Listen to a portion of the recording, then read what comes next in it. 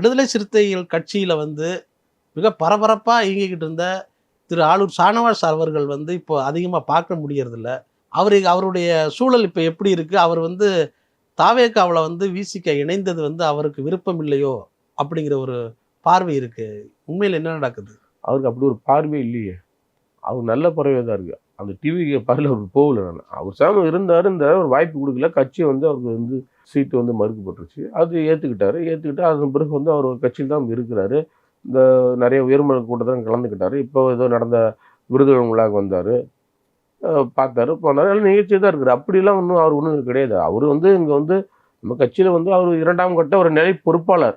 ம். அண்ணன் அவரு. அதனால அவர வாழ்த்துவோம். அதுல எதுவும் பண்ணல. அவருக்கு அப்படி ஒண்ணும் பெருசா எண்ணங்கள்லாம் கிடையாது அவருக்கு. ம், ம்.